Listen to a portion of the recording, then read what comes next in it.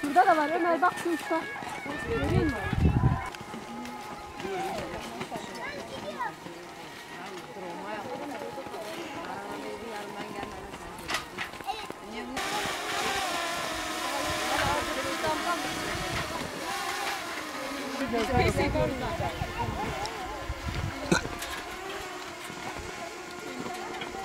Yarın bizi götürürler.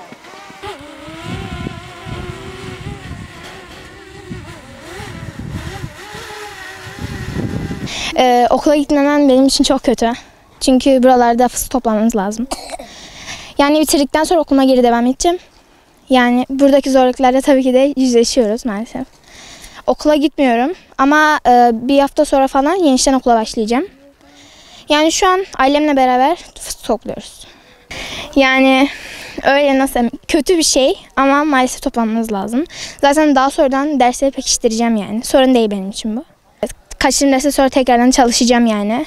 Bu tabii çalışmak da hani aynı dersi dinlemek gibi değil ama yine de çalışmaya çalışıyorum. Yani evet, her yıl böyle. Mesela okula gitmediğim günler oluyor. Bazen gidiyorum, bazen gitmiyorum. Ailemle beraber burada çalışıyoruz. Fıstık topluyoruz. Bitince zaten geri okula devam ediyorum. Okulu özlüyorum. Arkadaşım aynı ortamda falan değilim. Ama yani sonuçta aynı ortama yeniden gireceğim. Onun için hani üzülüyorum hem de üzülmüyorum gibi. Öyle. Yani fıstığı çok seviyorum. Okulu da çok seviyorum ama daha çok okulu daha çok seviyorum. Yani okuldan geri kalmam beni çok üzüyor. Ama fıstık var diye geri kalıyorum. Yine arkadaşlarımla beraber olacağım. Fıstık var diye burada çalışıyoruz. Ter döküyoruz. Evet. Bir sürü şey yapıyoruz yani.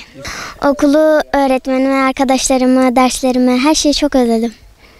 Okulda en çok dersleri özledim. Öğretmenime. Ben bu sene 4'e geçtim.